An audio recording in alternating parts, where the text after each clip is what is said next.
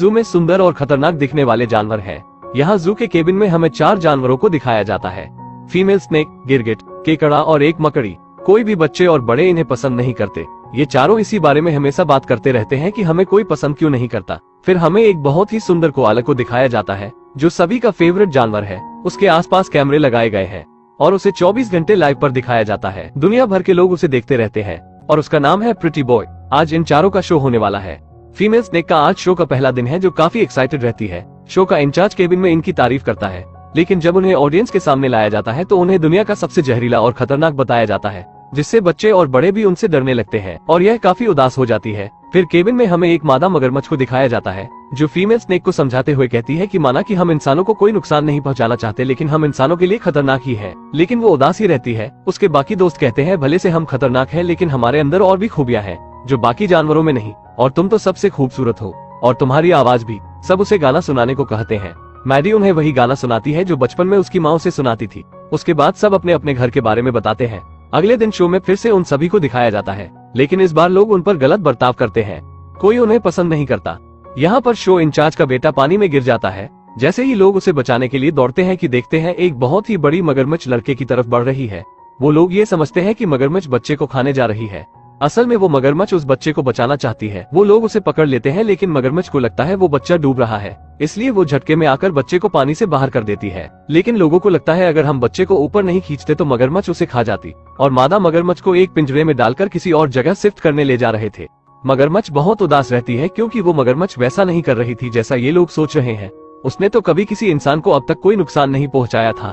मगरमच्छ के सभी दोस्त दुखी रहते हैं, खासकर एक सुंदर स्नेक। जानवर इंसानों की मदद करे तो उसमें उल्टा जानवरों को ही खतरा है। अब मैडी उन सभी से कहती है कि कब तक हम सब यहीं कैद रहेंगे, आखिर हम अपने घर कब जाएंगे जहाँ से हमें पकड़ कर लाया गया है। फिर सभी उससे कहते हैं कि अगर हमने भागने की कोशिश की तो पता नहीं ये लोग हमारे साथ क्या करेंगे। मैडी कहती है तो कब तक इनसे डर कर जीते रहेंगे। वो लोग उसी रात भागने का प्लान बनाते हैं। वो चारों वहाँ से निकल जाते हैं। योजना ये थी कि शहर से दूर पहाड़ी तक अपने घर जाना है। वो चारों उस बगीचे में आ जाते हैं जहाँ प्रिटी बॉय खेल रहा था। प्रिटी बॉय उनसे कहता है कि इतनी रात को कहाँ घूम रहे हो। स्नेक कहती है कि हम सब यहाँ से निकल रहे हैं। प्रिटी बॉय स्नेक को कहता है कि तुम तो इतनी सुंदर हो, कहीं भी जाओगी और ये तुम्हें पकड़कर फिर से यहीं लाएंगे। प्रिटी बॉय उन्हें वापस लौटने को कहता है, लेकिन स्नेक उसके पास पहुंच जाती है और प्रिटी बॉय शोर करने लगता है और केकड़ा उसके पीछे काट लेता है, जिससे प्रिटी बॉय बेहोश हो जाता है और कैमरे में उसकी खतरनाक फोटो आती है जब वो दीवार के दूसरी तरफ गिर रहा था। उसके बाद स्नेक उसे भी अपने साथ ले लेती है और जब वो आगे जाते हैं तो उन्हें एक नदी मिलती है। सामने कोहरा था, उन्हें लगा सामने ही पहाड़ है, घर मिल गया। लेकिन जब वहाँ की लाइट्स ऑन होती है तो पता चलता है ये एक शहर है। फिर स्नेक कहती है शायद इस शहर के पार होगा हमारा घर। अब उन्हें नदी में तैर के जाना था, लेकिन किसी को तैरना नहीं आता। फिर पास में उन्हें एक चिड़िया का घोंसला मिलता है। वो सभी घोंसले में आ जाते हैं और नदी पार करने लगते हैं। जितने अंडे उस घोंसले में थे सभी को पानी में फेंकते जाते हैं ताकि घोंसले में ज्यादा वजन ना हो। लेकिन तभी एक शार्क आ जाती है। अब उन सभी को लगता है कि घोंसले के साथ साथ उनका घोंसला भी उसके पेट में चला जाएगा, लेकिन वो शार्क किसी को नुकसान नहीं पहुंचाती। जब उसे पता चलता है कि ये लोग जू से भाग रहे हैं तो शार्क इन सब की मदद करती है और शार्क उन्हें खुद को बचाने के लिए एक सीक्रेट कोड बताती है जिससे सभी जानवर उनकी मदद कर सके, उन्हें किसी भी मुसीबत से बचा सके। उसे रास्ता बताती है उस पहाड़ी तक जाने की। किनारे पहुंचने के बाद कोआला इनसे कहता है तुम सबकी वजह से मेरी ब्यूटी खराब हो गई।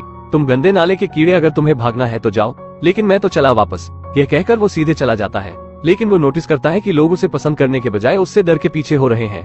तभी वो सामने एक पोस्टर देखता है जिसमें वो चारों की तस्वीर थी और कोआला की भी, जिसमें लिखा था इन खतरनाक जानवरों को कहीं भी देखो तो जू में सूचित करो और इनसे दूर रहो। कोआला को उसमें इसलिए खतरनाक बताया जाता है शायद उसे सांप ने डस लिया और वो भी उनके जैसा खतरनाक और जहरीला हो चुका है। वो भागते हुए उन चारों के पास आता है, लेकिन उन्हें चारों तरफ से घेर लिया जाता है जिसमें पुलिस भी थी। उनका वीडियो बनाते हैं और उनके ऊपर एक कपड़ा डाल देते हैं और तभी स्नेक को शार्क का सीक्रेट कोड याद आता है। पब्लिक उन पर कपड़े डालकर बल भर के पीटती है और कपड़े को हटाया जाता है तो वहाँ कुछ नहीं होता। वो सब नीचे गटर में थे और वहीं कुछ मकड़ियाँ आ जाती है उनकी मदद करने। गटर से बाहर आते हैं तो शो इंचार्ज का बेटा देख लेता है और वो सब एक औरत के सर पर आ जाते हैं और ऐसे शो करते हैं जैसे उस औरत ने कैप पहन रखी हो और उन्हें कोई पहचान नहीं पाता।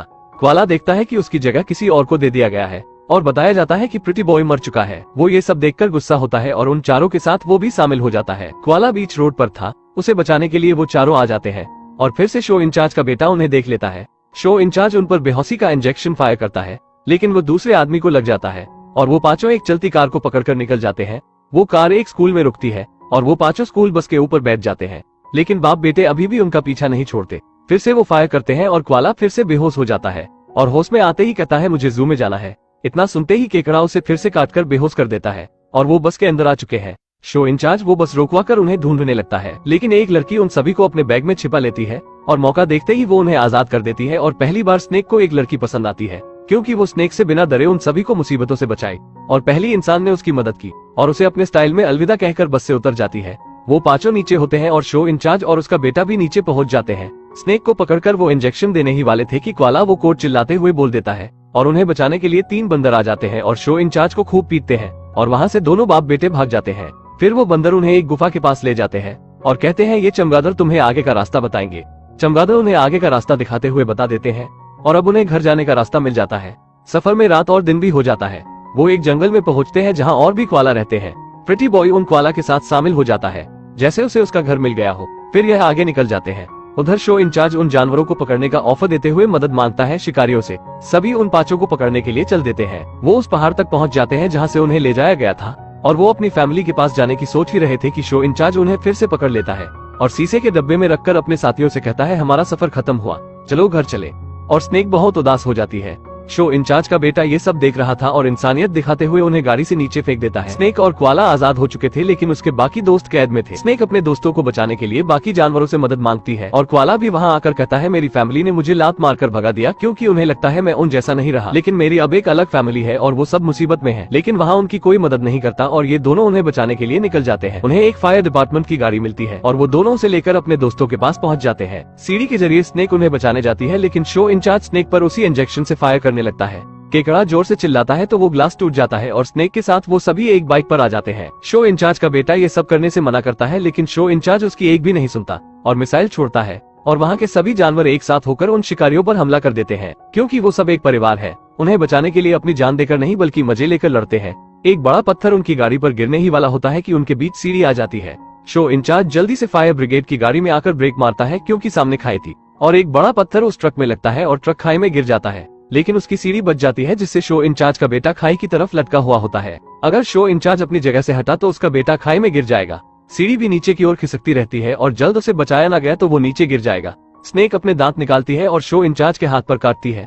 उसका बेटा घबरा जाता है कि ये सांप उसके पिता को काट रही है, लेकिन ऐसा नहीं होता क्योंकि वो हाथ पर लगे ट्रैप पर अपने दांत को धंसाती है और अपनी दुम उसके बेटे तक पहुंचाती है ताकि शो इंचार्ज अपने बेटे को उसके जरिए ऊपर खींच सके। और बिल्कुल वैसा ही होता है। वो सभी ऊपर आ जाते हैं और शो इंचार्ज खुश होकर उन सभी को अपने सीने से लगा लेता है और उसे समझ आता है कि इस मासूम जानवरों के साथ उसने बिल्कुल भी अच्छा नहीं किया। ये तो बस अपने घर जा रहे थे, अपने परिवार के पास, जैसे मेरा बेटा मेरा परिवार है। और उस पहाड़ी पर उन पांचों का स्वागत किया जाता है और उन्हें वहीं वो मादा मगरमच्छ मिलती है जिसे जू से निकाल दिया गया था। वो उन सभी को छोड़कर अपने बेटे के साथ चला जाता है और ये सब एक परिवार की तरह रहने लगते हैं और यहीं पर ये मूवी खत्म हो जाती है। अगर आप एक लाइक कर देंगे तो हम और भी ऐसी वीडियोस लाएंगे और सब्सक्राइब करना मत भूलना।